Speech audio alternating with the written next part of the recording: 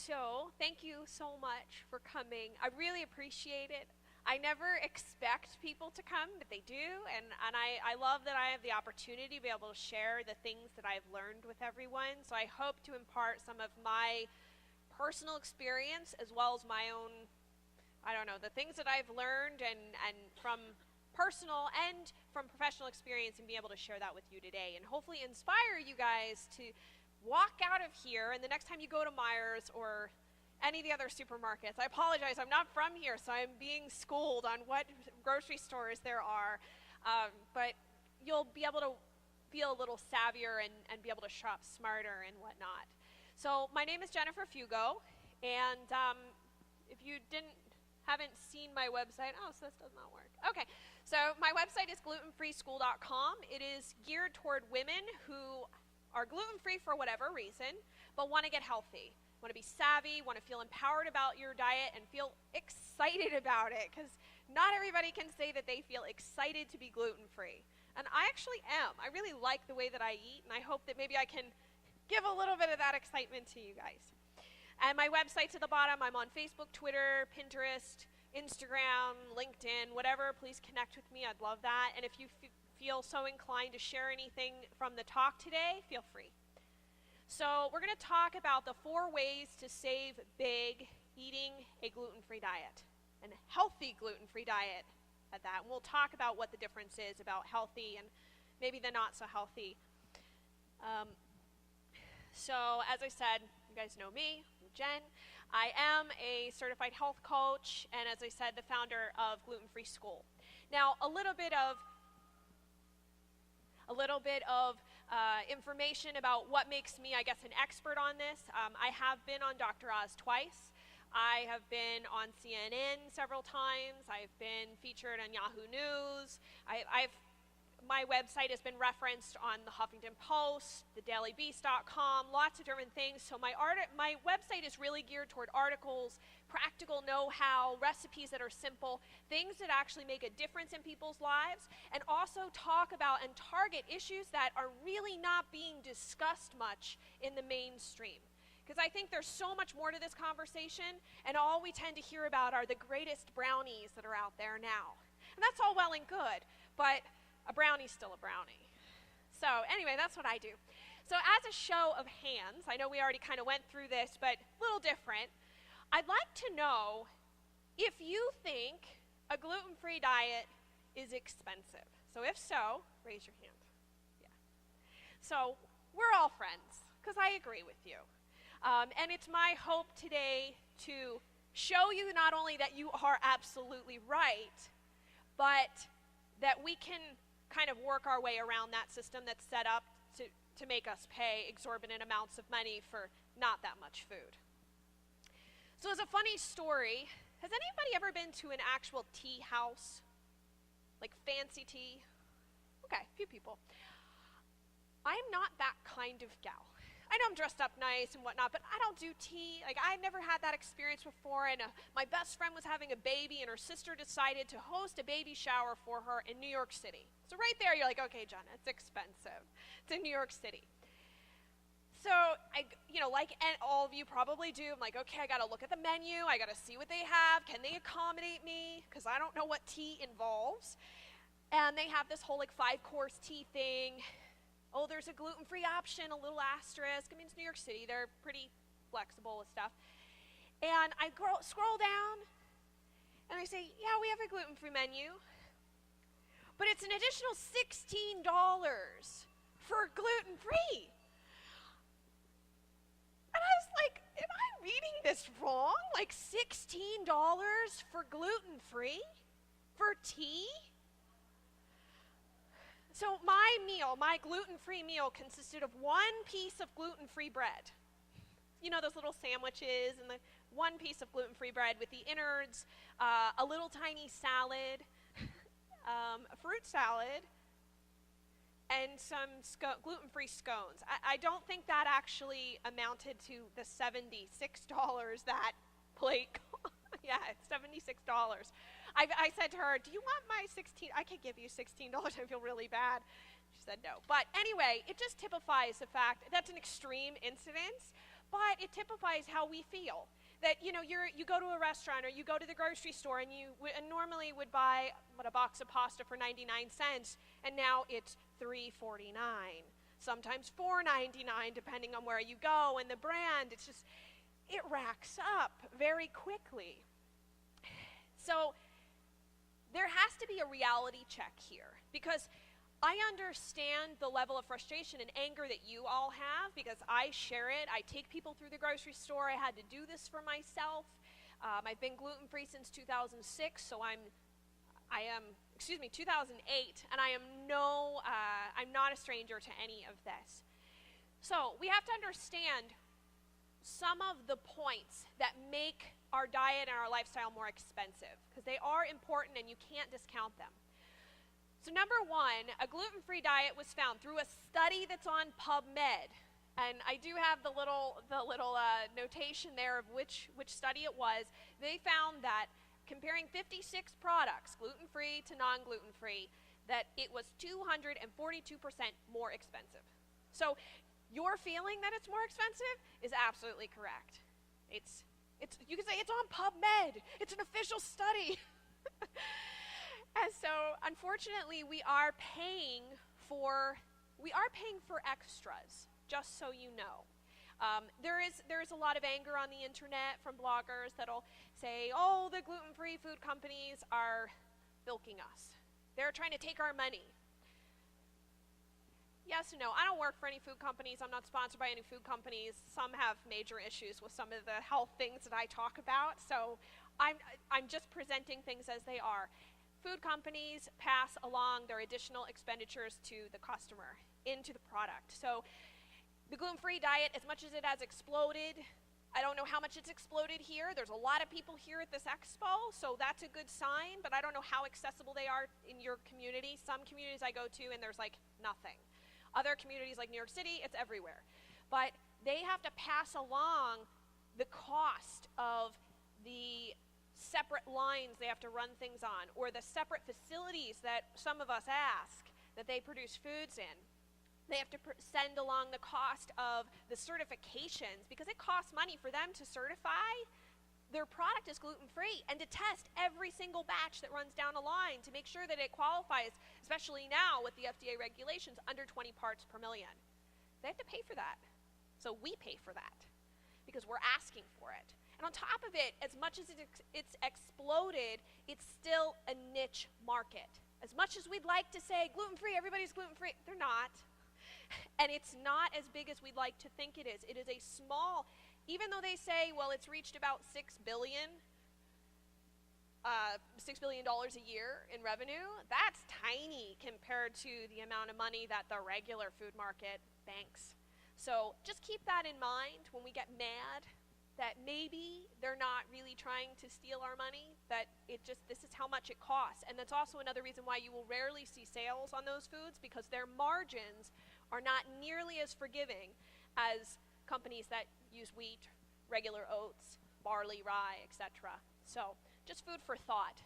Now, we can't necessarily control what product companies do, but we can control what happens in our own household. So the second statistic and the thing we have to consider is that food is wasted when it is not used, right? So who here has thrown food in the trash? Maybe this week? Maybe this month? If you haven't, kudos to you. Maybe you're just eating out all the time, so there's nothing to throw away. But if you're throwing food away, the next time you do it, I want you to see dollars. I want you to literally see money you're throwing in the trash, because you bought that with your hard-earned money. So to complain that food companies are doing this to us when we are wasteful is also slightly unfair. We have to take responsibility for what happens in our home.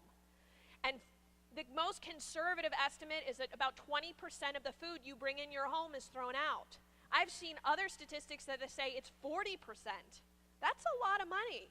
Well, we could talk about that. We will. We will talk about specific dollar amounts, because I think, 20 to 40% of food waste is wasted doesn't really mean much. So let's do the math. So a gluten-filled diet, if you didn't eat gluten-free, the average person is spending about $9,000 a year on food, okay? And that's not like a fancy food, like organic and high-end. This is just like a regular diet. They waste about $2,200, $2,300. Except when we add in the amount of money that a gluten-free diet costs, like when you say it's really expensive, it really is, right? Because the food waste is also exponentially more costly because the food you're throwing away is more expensive. And no one should be throwing money in the trash. If you're here because you feel like I've got a budget, I want to work within it, or I'd like to buy better quality food, maybe is that at all possible? And I'm here to tell you it is. But you have to be more mindful of the waste. That's one key area that we will talk about how to correct this. So it's the two-part of getting away from food products and also stop wasting. So I want to ask you a question. $5,000 a year. Everybody close your eyes right now, please. Humor me, I'm not going to come over and do anything funky. I want you to imagine, what would you do with $5,000? Would you go on a fancy vacation?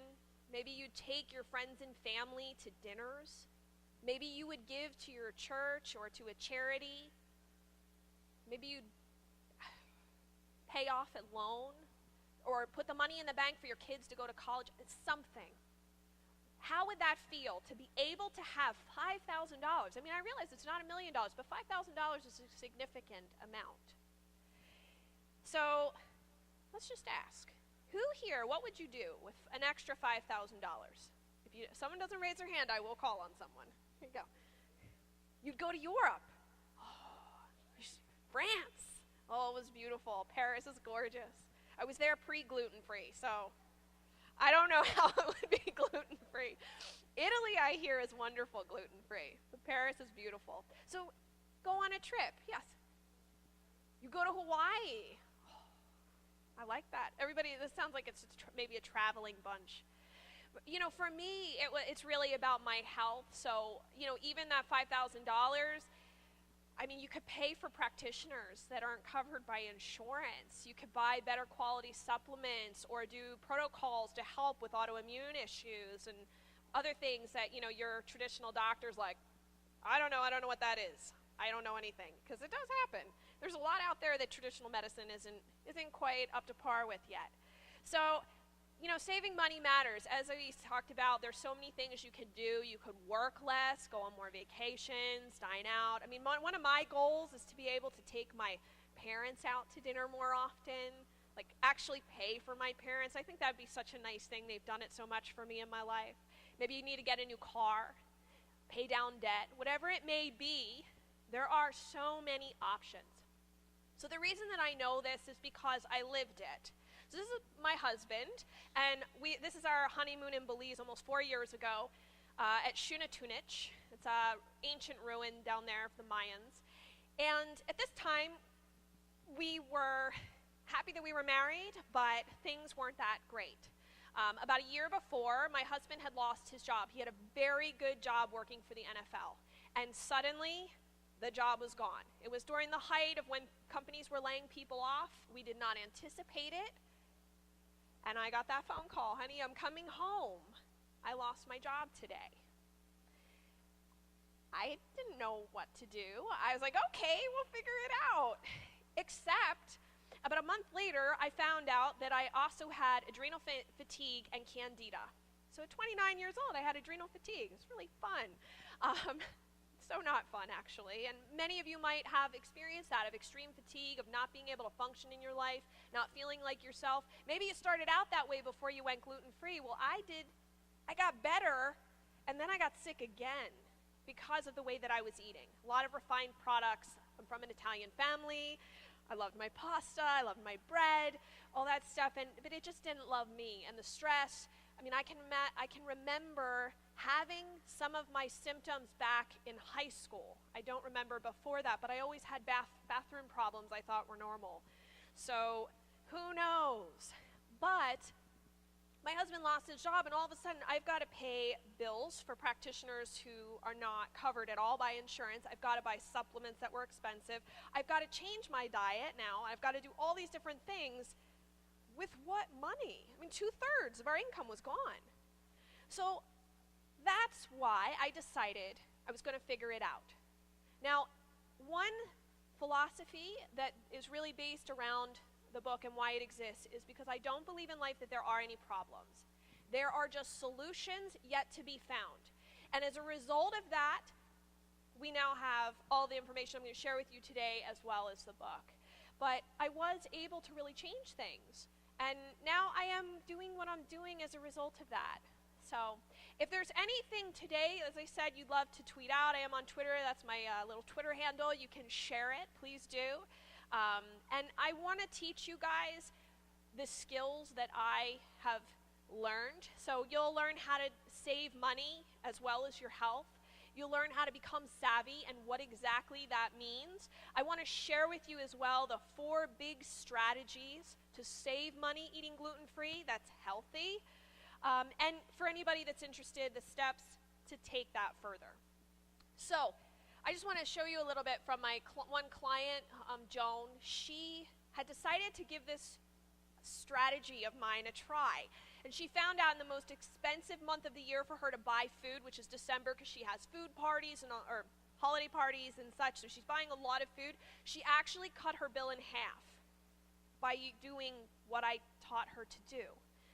So, and she also found too that she was cooking less, she was less stressed out. It gave her more control over what was going on. And when she couldn't cook, she could take care of herself. She actually had what I like to call gluten-free fast food in her freezer that you can pull out and heat up. So let's get out of the whole McDonald's thing. You know, that doesn't need to be just fast food. Fast food is what gets on the table quickly. If you've already got it made, it's still fast food. Doesn't necessarily mean it's bad for you. So I talked about what it means to become savvy. I think savvy is important, not living on a shoestring or buying on a shoestring or looking for deals, because the deals don't always help us. A price tag doesn't mean something's healthy. It doesn't mean something's good for you, right? So savvy means you are about making intelligent decisions that are educated, that you are resourceful, that you look around and you can determine, okay, this is a good deal. This is a better deal. And oh, it's on the bottom shelf that those companies didn't pay advertising to get the stuff at eye level. Just so you know, the grocery store is totally gaming all of us. They know through psychology and charging food manufacturers for spots in the grocery store how to get you to buy more stuff that you didn't even want to buy before you walked in. But becoming savvy means that you can outsmart them. So it's not just reading labels and being more intelligent about the labels that we look at. That's important, but I don't personally like to be spending extra money at the grocery store. They're already making a lot.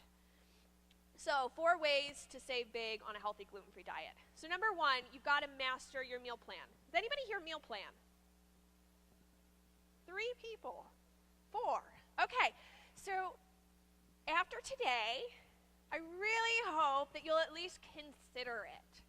It does not have to be a long task. I believe that when I say meal plan, you should only have to cook 2 to 3 days a week, at most. If you want to cook every day, go ahead. I don't have time for that. I don't even have children, and I don't have time for that. So if you've got a family, you should really consider this way of cooking.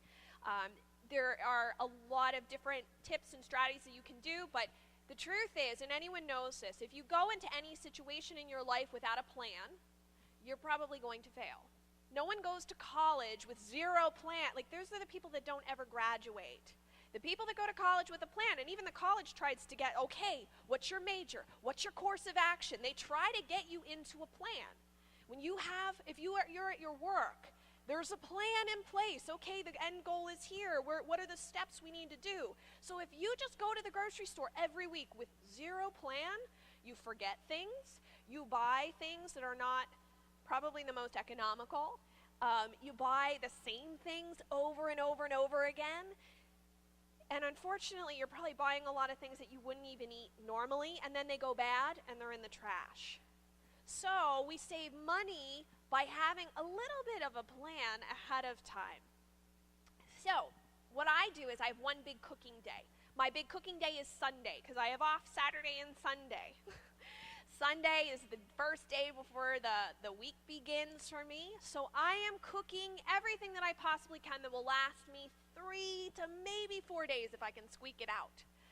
So you'll use your oven, your crock pot, your rice cooker, your stove top. And the meal plan that you create is around that. So you're like, okay, these are the things I got to get. This is all the food that I have to prep. And oh, you know what? On my second day when I'm going to cook Wednesday night, I'm going to need all those onions chopped up, so I'm going to do them now. And you get everything ready so when you come home Wednesday, you're just putting things in a pan. Because I don't know about you, but if I got to cut onions and garlic and peppers, it's just not going to happen. I'm tired. And the other problem is that you forget, right? So if Wednesday you're like, oh, I'm going to make that fish, but you forget to take it out and defrost it. Or you forget to defrost the chicken. Oh, forget it. We'll just go out and eat. And it just doesn't happen. So by having a plan, we go, okay, what are the things that need to be done this week? How can I take care of them now? And how can I go on autopilot and know exactly what needs to happen on Wednesday or Thursday or Friday of this week when my brain is fried? So I just look, I'm like, okay, I have to take that out. Okay, I have to do this. And I'm going to share with you some of my little kitchen hacks to make things faster, but being able to just look at a thing and see a little note that I wrote when I was completely in control of the situation and my brain was fully functioning makes life a lot easier. It also means I am much less likely to just say, honey, let's go out to eat. Let's spend more money this week and go out to eat and all that food can go bad. So the second thing is want to work the grocery store because, as I said, the grocery store is working us. They want to have us walk out with a cart filled with things. I'm sure some of you have heard that the grocery stores intentionally have grocery carts that are incredibly large so the few things you put in it don't look like you bought enough, and you start putting more in there that you never intended to buy in the first place. So it's not just walking up and down the aisles. They do a lot of different things to get us to buy stuff we don't want. So the first thing when you are shopping is to prioritize what's most important to you. So for me, I find it most important to buy grass-fed meat, wild-caught fish, and then I use the Dirty Dozen list to determine whether I will buy organic produce or not. Who here knows what the Dirty Dozen list is? Okay, I'll explain, so give me a moment because I think everybody should know about this. So if you Google Dirty Dozen food list, it will come up. It is the 12 highest foods, and when I say foods, I mean fruit and vegetables, in pesticide concentration. So number one typically is peaches. You cannot, FYI, you cannot scrub a peach or use your food spray. Some people, spray the food with food wash. That doesn't get the pesticides off. It's all the way through. You're eating it all, no matter how much you wash it. So you want, if you can, maybe don't buy organic sweet potatoes because those are low on the list. Maybe don't buy organic avocados or organic bananas, but maybe you'll spend that money on organic strawberries because berries are usually pretty high. Apples are pretty high. And you know, like, okay, these are the things I typically buy. Now you know what to get organic and what you don't. You also know if you have I don't know if you guys have produce stores around here. Like sometimes they're like Mexican or Italian, like where I am. I shop there. Yeah, I shop at them. But I know that, okay, I'm not going to buy berries there, but I will buy my sweet potatoes. I'll get a whole bag for like $1. I'll get 2 bags of onions for $1. I'll buy the things that are not on that list where it's less expensive, so I don't feel bad about buying conventional items. So produce stores are totally fine. And the idea is that we want to get away from eating gluten-free products. I'm not saying that you can't have your treats. You can have, your cake and stuff periodically. It shouldn't be every day. It shouldn't be at every meal, and it should not be a snack. Sweets and dessert are not snacks, folks. They're empty calories. They are not healthy for you. It's part of why our nation has such an issue with health. We want to eat nutrient-dense foods, and so that's the idea behind eating foods that happen to be gluten-free. So you walk into a produce aisle, most of it there happens to be gluten-free. And it's a simple idea, but we forget because we get fixated on gluten and say, well, I just have to have gluten-free. I can't eat anything else. But the things that don't have labels on them don't mean that they're doesn't mean that it's not gluten-free. In fact, those are better for you than a lot of the other stuff out there. And so if you know then, like your dirty dozen list, if you know what is important to you, you can then use the sales and circulars and things to look, because they do have sales on produce. You know, I can go and find avocados on sale for $1 or 75 cents a piece, because they're usually like $1.50 a piece. So when that happens, I'll go and I'll buy the harder ones and keep them in the fridge and pull them out one at a time. I'll buy, you know, the bananas that are much more farther ripened, and we'll talk about why in a few moments, that are less expensive because the grocery store's got to get rid of them. I'll even buy fruit that's beyond the point where they really like to sell it and they just mark it down to get rid of it, and I'll tell you how I use that in a moment. But you want to start to pay attention to what the grocery stores are doing, what they're offering, what they're selling, so you know what the generally recognized price of something is. That way you know when a sale is actually a sale, or if they're just trying to get you to buy more. Like the 2-for-1s are not always 2-for-1. Sometimes they say 2-for-1 and it's really the normal price. So the other thing too is there's Celia's Marketplace here, and there's also Triumph Dining. Did anybody see those booths here? They are here. I highly recommend both of those guides. I personally like Celia's a little bit better, but they both do different things. They tell you what foods in the grocery store that are not traditionally marked gluten-free are actually gluten-free. They've done the homework for you. So I found out that the grocery store near me, and by the way, I do not shop at Whole Foods, in case anyone's thinking, this girl must shop at Whole Foods all the time. I do not. I almost never shop there. It's way too expensive. But those guides help you know what you can buy. So I found out that the frozen vegetable line, my store brand frozen vegetable line, is gluten-free from Celia's Marketplace. It's listed in there. And I was like, that's great, because 1 pound of frozen vegetables is less expensive than buying that fresh. And they're actually frozen vegetables are fine. I'm not so hot on canned vegetables, but frozen vegetables are great. So you'll be able to locate, and I'm sure Meijer's is probably in there. They have Kroger. They have a lot of grocery stores I'm not familiar with, and there's different store brand options. So again, we don't always necessarily have to look and see a gluten-free label. Not all are labeled, and those two companies have done the legwork for you. And I believe they probably have their books here. And again, as I mentioned, produce stores are a great option. So step 3, stop throwing away money. The next time, I'm really serious, I want you to look at it and go, that was $5, that was $10 I just threw out. How much did that cost me? So start making extra portions when you cook. Do not cook for one meal unless you're making fish. And little tidbit, if you love fish, make fish later in the week, because I don't want to have to cook again on Tuesday because I made fish Monday. Like, I don't have time to even do that. So I'll make fish Thursday when I know I'll have time Friday to probably cook, or maybe we'll go out. Fish only lasts one day. That's it. So do not cook that on your big cooking day unless you intend on eating it just then and maybe the next day for lunch. But extra portions, and freeze them. As I said with vegetables, the frozen vegetables are perfectly acceptable and they go on sale. So you can get them $1 a bag. Fruit. So as I was saying, you can buy fruit that's discounted because it's on its way to going bad, or it looks bruised and they can't sell it because we all like perfect looking food. But you can freeze a lot of fruit and use it in smoothies. You can bake with it. So as I said with those bananas, you can peel them. So when they start getting too brown, peel them, put them in a baggie, and put them in the freezer. I use them in smoothies. I don't use a whole banana. I like to use like a quarter or a half with some berries. But that's what you can do. Yes?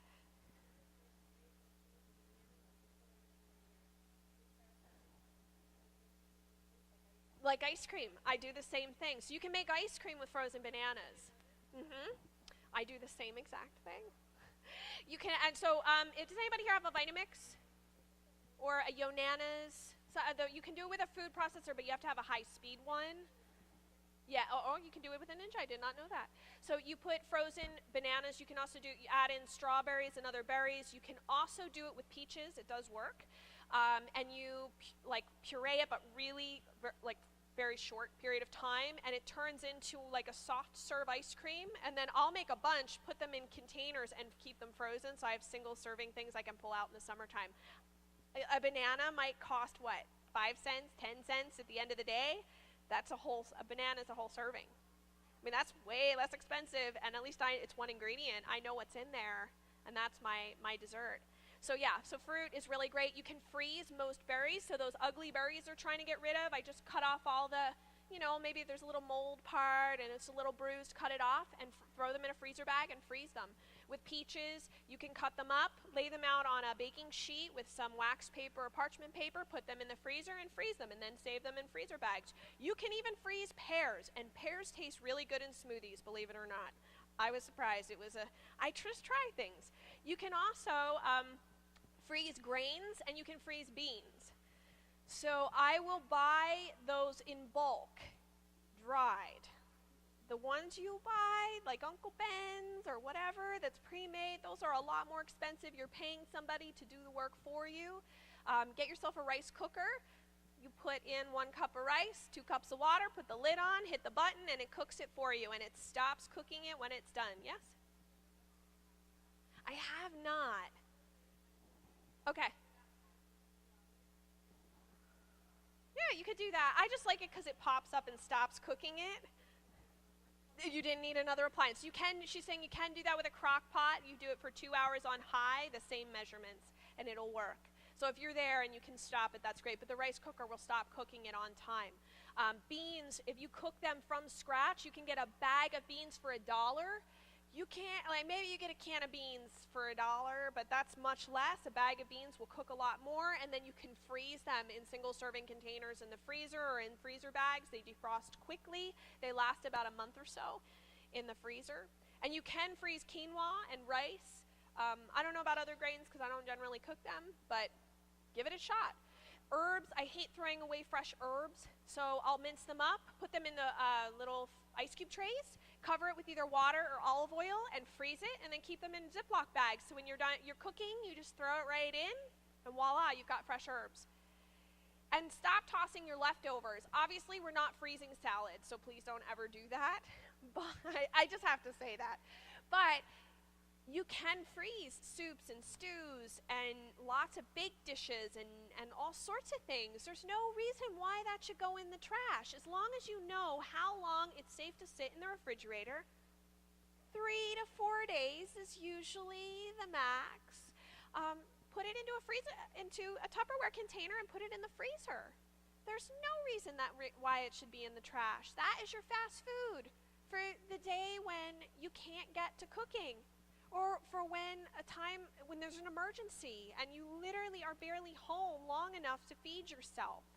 Because I don't know about you guys, but if you've ever been to a hospital, there's barely anything there that's gluten-free. Maybe chips. And that's all you're going to eat? But if you've got something you can bring with you and microwave, at least you're taking care of yourself. And the last thing is to hack your cooking. So as I said, we were saying the rice cooker, get a crock pot or 2. If they're like stowed away in the basement, pull them out. They can cook overnight while you're sleeping or while you're at work. They will not catch the house on fire. They're the greatest things ever. I am the queen of crock pot cooking. I'll just throw things in, put the lid on, and walk away and let it go overnight on low, and you've got this amazing thing in the morning. That's how a lot of my soups and stews have ever like, okay, I have sausages, I have canned tomatoes. Well, what's the worst that could happen? I throw it in, and voila, it's really good.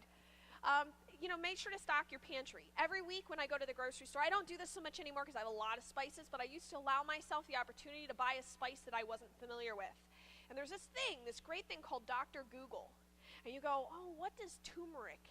How do I cook with turmeric? How do I cook with mace? How do I cook with this spice? And you start to learn. Nobody is born with this, well, some people are. They're born with a gift of just being able to cook, but most of us are not. So you learn from experience. You give yourself room for opportunity, and if you're only buying 1 spice a week or every other week, it makes building your pantry and your spice cabinet a lot more feasible. Google.com.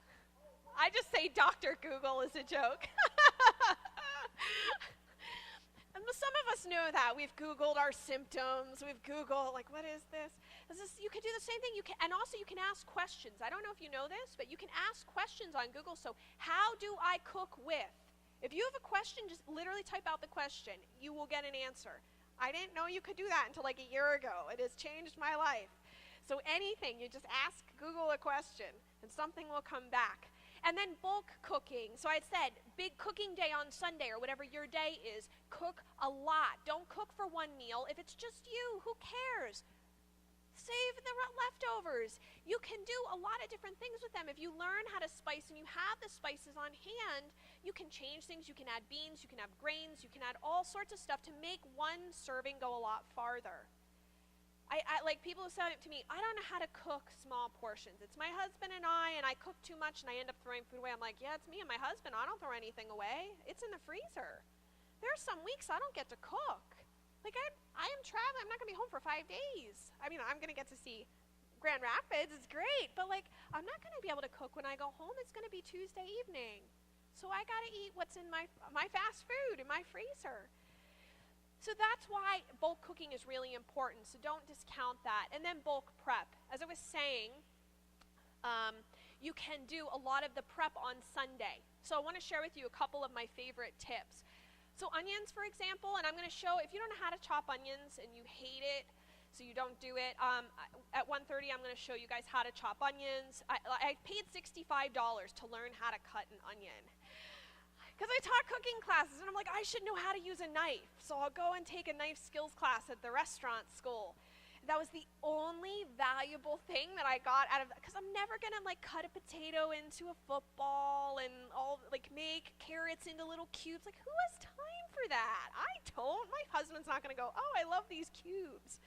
It's not going to happen. I was like, what is practical? The onion thing was great because now I can cut onions very quickly, and they're all diced in this, like, literally, you'll see, it's so simple and so obvious, but I just never thought of it.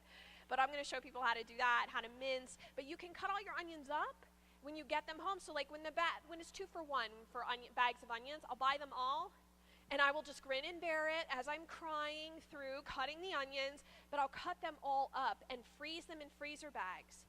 You do not need to defrost them. You can literally heat your olive oil, your butter, or whatever up and add the onions right to it, the frozen onions, and they'll just start sauteing themselves.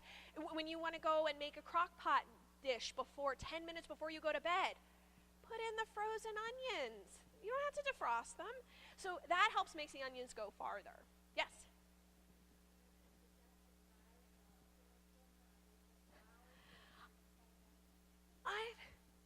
I've tried it. It didn't work for me. I even tried when I ate bread. Somebody said you could put a piece of bread in your mouth and have it sticking out and cutting. It did not work. I don't know if they were joking. So I've tried that. I've tried having the flame. Somebody said an open flame. I just cry. It's like a rite of passage, I guess, of me chopping onions. I just make sure I have tissues nearby. But chopping the onions up. Get your garlic, mince up all the garlic. If you don't want to buy the minced garlic, and sometimes I don't like the additives that they put in it to keep it frozen, mince it all up, put it in a glass jar, pour in olive oil to cover over the top of it, and then put it in the refrigerator. It'll stay for at least a month, and you can just scoop out what you want and put it right in the pan.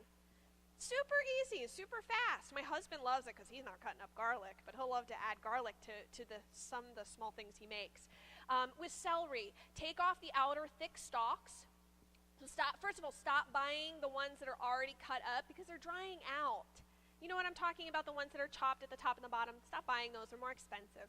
You get a whole head of celery, take off the outer thick stalks, and then you start using it for whatever your dish is. Start with the inside, the more tender leaves and little things that most people throw away. You can eat the leaves, by the way. They're good for you. They don't taste weird. They just taste like celery.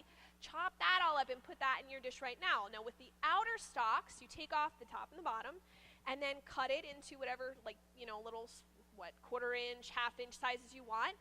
Put it in a freezer bag and put it in the freezer. It'll stay there for 2 to 3 weeks just fine. And then I add it to my soups or to my stews or whatever. You just dump it in. I'll buy frozen, or I'll buy baby carrots instead of I'll splurge a little more on baby carrots so I can, again, just dump them into the crock pot. So there's different places that I will save and that I will splurge more on. The grocery store, a lot of people don't, who's afraid to buy meat on clearance? You're like, no, don't do it. It's bad. It's not bad. It just means they can't sell it anymore. So all the guys that work in the meat department take it home and they freeze it. And they'll pull it out of the freezer when they want to eat it. So I buy grass-fed meat. The way that I afford the $10 a pound grass-fed meat is I wait until it goes on clearance, and I get it for half price. So they'll have like 6 or 8 packages. I buy them all. And then some weeks, I only spend maybe $40 at the grocery store because I already have my refrigerator. And mind you, I do not have an extra freezer. I have the rectangle above my refrigerator. That's all I have to work with. And I'll just pull things out. So when the better quality chicken goes on sale, I buy it all. And it's just sitting in there, ready to go to defrost when I need it. So those are little tips and tricks. And by the way, I do cook with bacon fat. There's been plenty of articles that have come out now in like the Wall Street Journal, NPR, plenty of like major mainstream press. Like saturated fat is not the problem. So I'm cooking with bacon fat. Like I'd like to get more bang for the buck, basically. So I do cook with bacon fat. I do buy better quality bacon, though, because I don't want all the nitrates and things in it. But, so, just food for thought. So, again, this is just the tip of the iceberg, and I want to leave some time for any questions about anything. You can ask me about this or anything else. But there are so much, like, all of the things that I do. And mind you, I'm not into DIY. I'm not into being a slave in my kitchen. I have better things in life to do than, I love to cook, but I just don't have the time.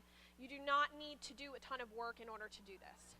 It's just about knowing where to save time, where to save money. That is the key. And so I wanted to just reiterate again. I know that everybody says, okay, well, it's just 50 cents here, it's $1 here, well, whatever, what is the point? But it adds up. And as I had said, there are some weeks where I'm only spending $40. One of my homework assignments, because I'm in school right now, I'm going back for a master's in nutrition, was to, and I live in Pennsylvania, so I had to look at what the income, they call them, well, food stamp, the food stamp program, it's called something else now, the SNAP food program, but how could I create a meal plan for a week for someone on the lowest end of the food stamp program, for a woman my age? And I not only was able to do it, but my teacher, who was a registered dietitian, was shocked at the nutrient density of the meal plan that I created. And the thing that she didn't know, but I knew because of what I had bought, I had more food left over for next week. So the $48 that I was given to provide for myself, because that's all they give you is $48 a week, which actually isn't that bad the way I did it, but I had food left over for the following week, which meant that the $48 that I would have imaginarily got the next week would have gone further. I could have bought better things because I had vegetables left over, I had beans left over, I had rice left over, I had staples left over. So you can do this. I've had people approach me who are on food stamps, who have celiac disease, and said, listen, I don't know that I can maintain my diet. It's too expensive. Can I really do this? And I'm like, yes, you can. And I only know that because I had to do that project, and that was several months ago. But you actually can. So, and as I said, I was saying earlier, what happens if you're in the hospital? A client of mine, her mother became very sick with cancer. And she was in the hospital with her mother every single day, all day, for a week and a half. She's like, I had no food. I had chips to eat at the hospital. That's it. Because she's celiac disease, so she can't just take a chance. And she said, had it not been for all the things that I taught her, she would have really been in trouble.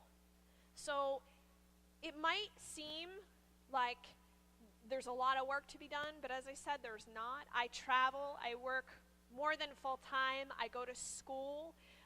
I'm very active in my gym. I really like to exercise and get out there and move, and I do a lot of speaking events. I travel every other weekend to different cities all over the U.S., and I'm able to do this. So can you. It's not that hard. So your action steps in leaving here are you need to pick your big cooking day.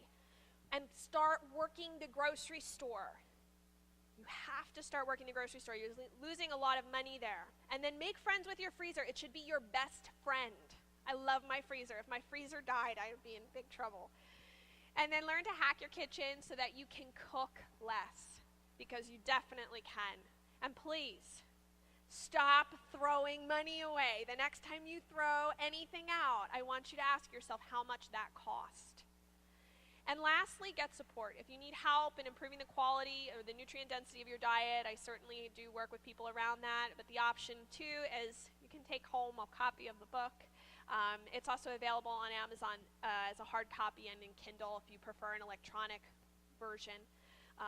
And another thing too is if you sign up here at glutenfreeschool.com/gift, you'll be able to download. I have a whole 7-day menu. It doesn't use any of the recipes that are in here. There are 27, but it is another meal plan that you can download.